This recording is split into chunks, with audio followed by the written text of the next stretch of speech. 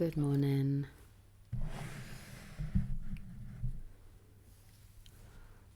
When I was staying with a friend of mine in Scotland, he played a song every morning.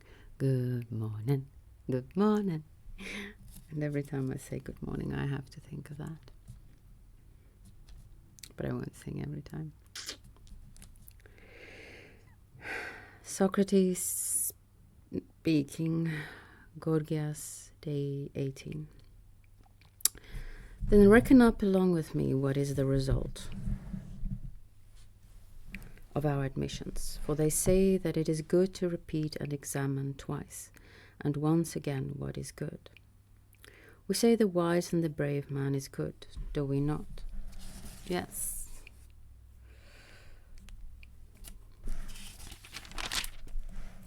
And the fool and the coward is bad, certainly. And he who enjoys pleasure is good, yes. And he who suffers pain is bad.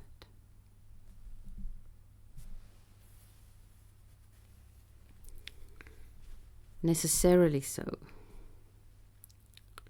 And the good and the bad experience pain and pleasure to a like degree, though perhaps the bad even more so. Yes. Then the evil man becomes just as bad and good as the good man, or even more good. Is not this the result, along with what we said before? If anyone identifies the pleasant and the good, must not this be so, Callicles? I just feel he could have made it much simpler.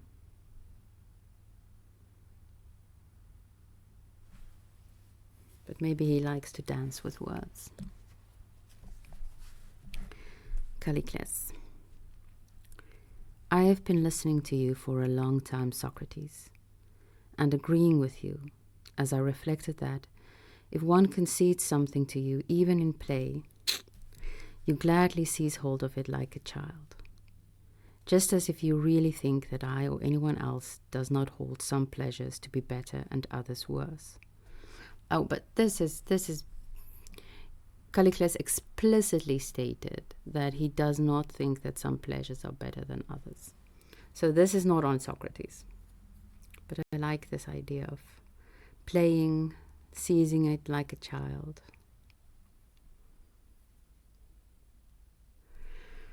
Socrates, ho, ho, Callicles, what a rascal you are, treating me like a child and deceiving me by saying the same things are now thus, now different.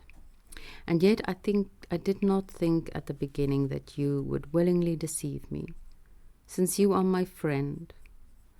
But now I have been misled, and apparently, as the old proverb goes, I must make the best of the circumstances and take just what you give me. What you now say, it seems, is that some pleasures are good and some bad. Is it not so? Yes. Okay. Socrates.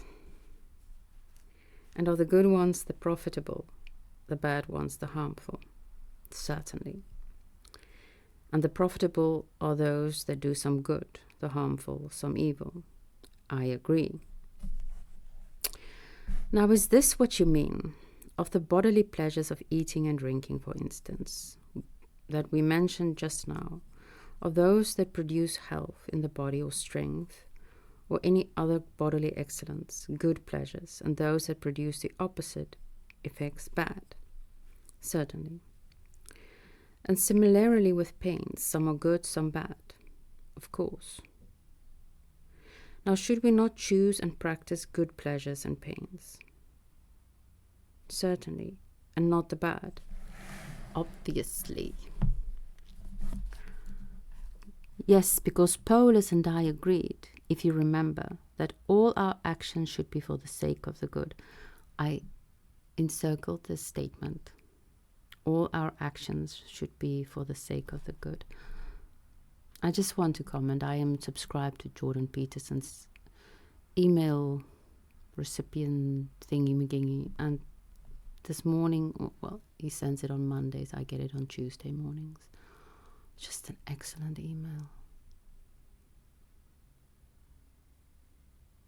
basically it comes down to take up your part, your role, which in some weird way is the entire role of carrying the world towards the greater good.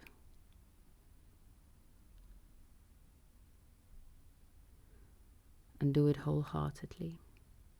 Maria's words in The Sound of Music comes to mind. Find out what is the will of God, or whatever equivalent to God you have.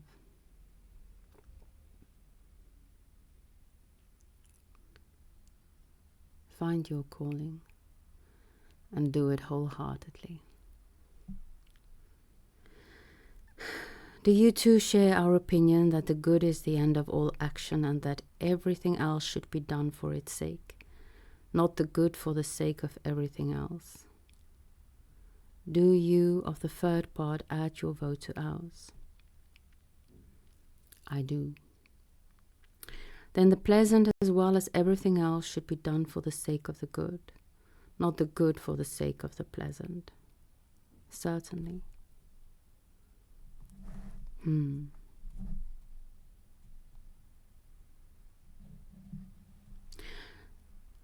Now can any and every man choose which pleasures are good and which bad? Or do we need an expert in each case? We need an expert. Let us recapitulate then what I was saying to Polus and Gorgias. I said, if you remember, that there are certain processes aiming at pleasure which secure pleasures alone, but know nothing of the better or the worse, and other that know what is good and evil. And among those concerned with pleasures I named cookery, which is a routine, not an art. And among those concerned with the good, the medical art. Oh, I'm so glad he's recapitulating, because I've completely forgotten. It comes back now when he mentions it. But we are at day 18 already. And by the god of friendship, Callicles, do not fancy that... I wonder who's the god of friendship? Do not fancy that you should play with me and give me no haphazard answers contrary to your opinion. And do not either take what I say as if I were merely playing, for you see the subject of our discussion. And on what subject should even a man of slight intelligence be more serious? Playing, serious playing is right here in this paragraph.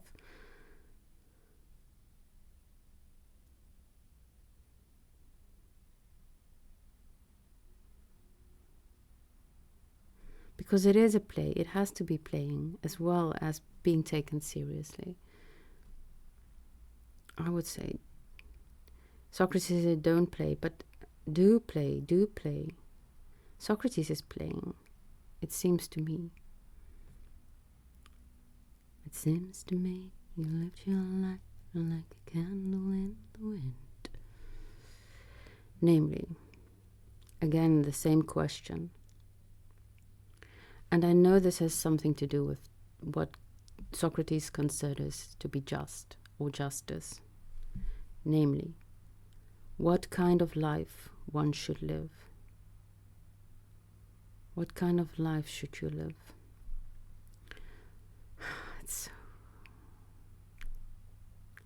The life to which you invite me, that is, that of a real man, that is, for some reason, real man. Oh, okay, now I get it. Speaking at the assembly and practicing rhetoric and playing the politician according to your present fashion. So, the real man, according to society, is the one that can speak at the assembly and practice rhetoric and play the politician. Or the life spent in philosophy. Oh, now I get why Socrates is hinting back to playing and being a child and those things, because Polus or Callicles, but I think it was Polus, accused him that he should stop, like it's improper for a man past a certain age to play philosophy. So you say, is that the real man then, the one who goes into politics, or the life spent in philosophy. What kind of life should one live?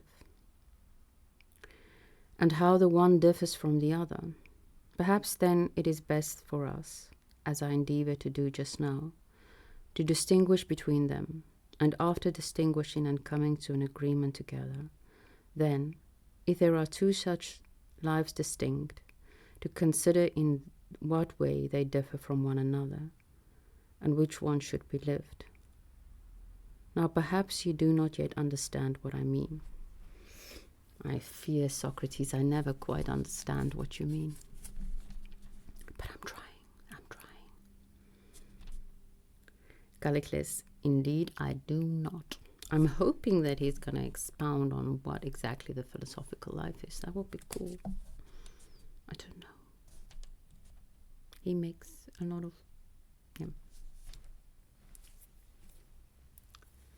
Well, I will tell you more clearly. Thank you, Socrates. Since you and I have agreed that there is a good and there is a pleasant, and that the pleasant is different from the good, and that there is a method of studying and contriving to acquire each of them, one method for pursuing pleasure, another for pursuing the good. But first of all, you must either agree with or reject this statement. Do you agree? It is as you state. Then come, tell me that you agree also with what I said to Gorgias and Polus. If you think that after all I spoke the truth then, I said, I believe that in my opinion cookery differed from medicine in being not an art but a routine, pointing out that the other, that is medicine, has investigated the nature of the subject it treats and the course of its actions and can give a rational account of each of them, whereas its counterpart, which is exclusively devoted to cultivating pleasure, approaches it in a thoroughly unscientific way, without once having investigated the nature of pleasure or its cause, and without any pretense whatever to reason and practically no effort to classify.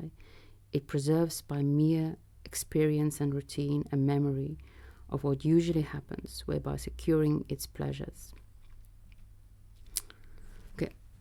I just want to state this, that this might be the one thing that have changed since the time when Plato wrote. That medicine has become more of a poison,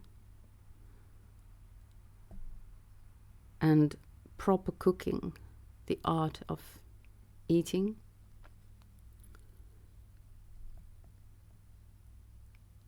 the more appropriate and scientifically studied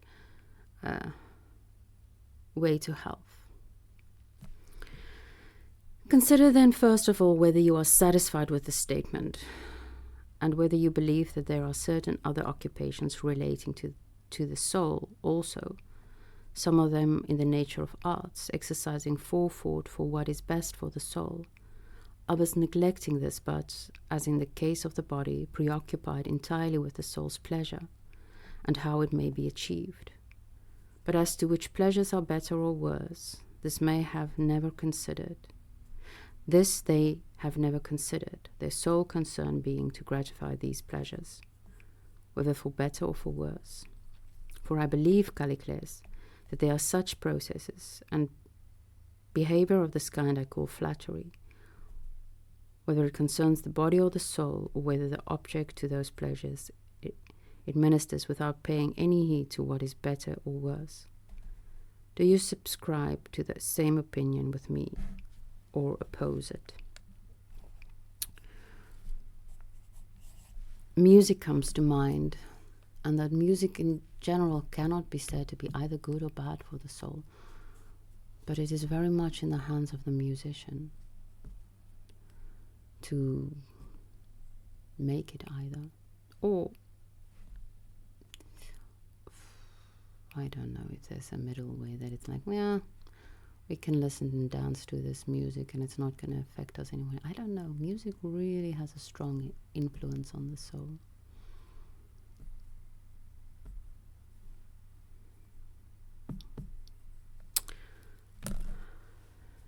I hope you have a beautiful day.